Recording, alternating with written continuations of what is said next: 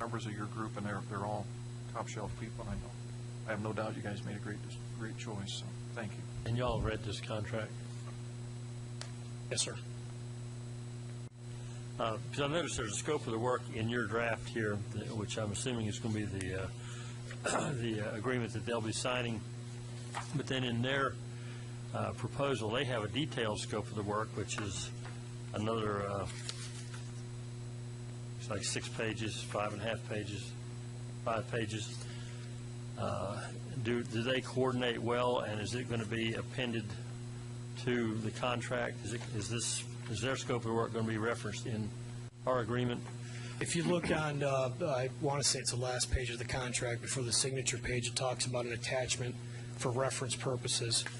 Anytime you have a proposal that's submitted with the contract to follow, the contract will always trump, and Tom can correct me if I'm wrong, will trump the language in the proposal. And we want it that way because they're responding to a fairly generic RFQ.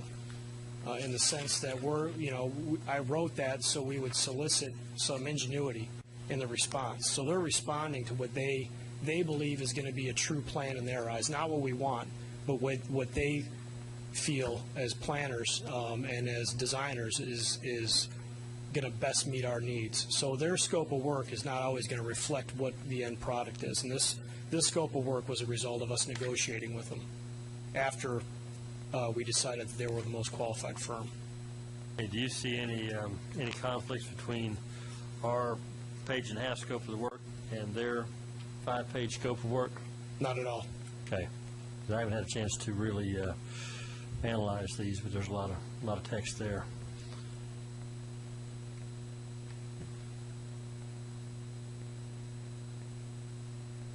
I know it's a lot to digest, and I've had a long few months to get through this, so it's a lot. On page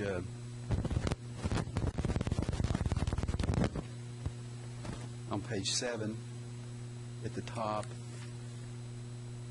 there is a provision that makes clear that the contract includes this agreement and the attachments, as well as any written requests for services that we issued and any response that they provided to us. So we've got it all wrapped in there so that everybody's bound by what was provided in all of the discussions. So it says in that paragraph that you're referring to that in the event of a conflict, the terms that are most specific to the matter in dispute shall govern over the more general, which I think what I'll read that to mean is that their 5-page scope of the work would take precedence over our 1.5-page because it's more specific. No, specific means if it's more detailed, not longer. In other words, let's say we had a dispute about, or we had an issue, one particular issue that we have a dispute with them about. There may be some general language in some part of the contract that arguably addresses it, but there's another provision that is more specific that addresses it more directly. The more specific would govern. Okay. So if we were talking about scope of work, I don't think there's any conflict in the scope of work, but you don't really know about that kind of thing until you get into it a little bit. Have you read both the scopes? Yeah, I've read them all. Okay, and you're comfortable with it? Uh-huh. Okay. I feel very good that we're actually doing this, and I want to thank you, Mr. Palmer, and your committee and the MPC for doing it, because with all of the planning that we've been doing, we really do need a comprehensive land use plan in place, ready to go, so we can look and study what's going to happen in the future for our town.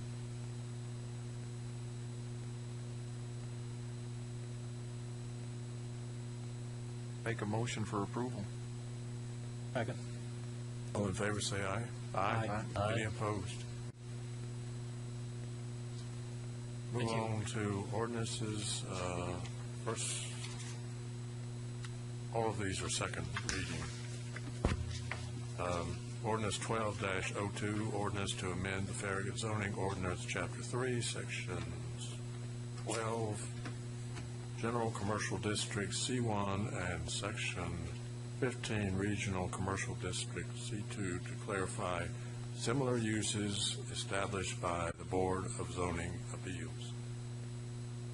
Mayor, this, as you said, this is on for second reading, and Ruth would normally give the overview for this process.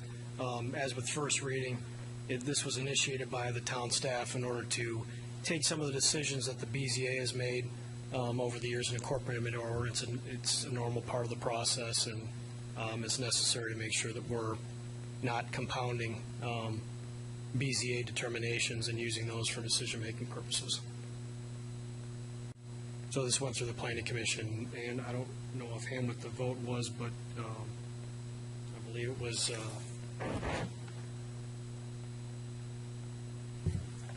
so I will go with what the Planning Commission members have said. It was unanimous and recommend approval. All in favor, say aye. Aye. Any opposed? Next one is ordinance 12-03, ordinance to amend Farragut zoning ordinance, Chapter 3, specific district regulations to clarify entrance pillars are considered subdivision walls as established by the Board of Zoning Appeals. Thank you, Mayor. Again, this is on for second reading, and I will briefly review the discussion that was had through this process. In the various residential district regulations, front yard setbacks are established for subdivision walls. The BZA determined that pillars are to be considered subdivision walls and therefore are to meet the same setback requirements. There's a list of zoning districts that establish separate setback requirements for the subdivision walls, and the town staff, Community Development Department, has proposed that each of these districts be amended to add entrance pillars and clarify their front yard setback requirement of 10 feet. The 10-foot setback was established in the ordinance so as to keep structures out of the 10-foot utility, drainage, and construction easements.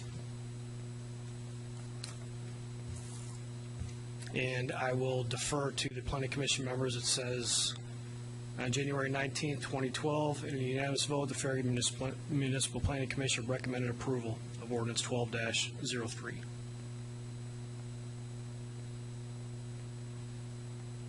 Question. Second. All in favor, say aye. Aye. Aye. Any opposed? Next item is ordinance 12-04, ordinance to amend Title 20, miscellaneous, Chapter 2, celebratory gatherings, concerts, parades, races, demonstrations, public assemblies, block parties, and picketing of the Farragut Municipal Code to add community events and to clarify sign requirements, review timeline, exemptions, and applicability. That was a mouthful. What is that all about? Thank you, Mayor. That kind of gives a good wrap-up. This is a fairly new ordinance. I think we've had it for maybe 1 or 2 years, and it originated to cover special events that aren't related to a grand opening or a business event like a ribbon cutting. So in the memo to the board, you have a list of examples: Taste of Farragut, Red, White, and Blues Festival, Picnic on the Pike, annual Fall 5K run. These are all activities that require these entities to go through an application permit process through the town. And this amendment to the ordinance just clarifies some portions of that and restricts some of the sign requirements, which weren't originally included in the original draft.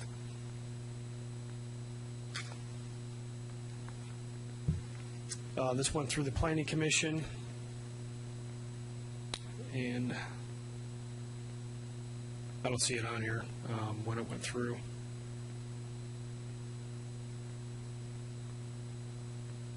I'll make a motion that we approve ordinance 12-04 as written. Second. Say aye. Aye. Any opposed? Now we get down to the town administrator's report.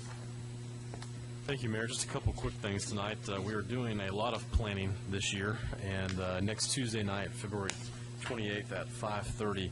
We're going to be discussing with the Parks Advisory Council the McPhee Park Master Plan. This will be our first public meeting discussing the plan coming up over the next few months.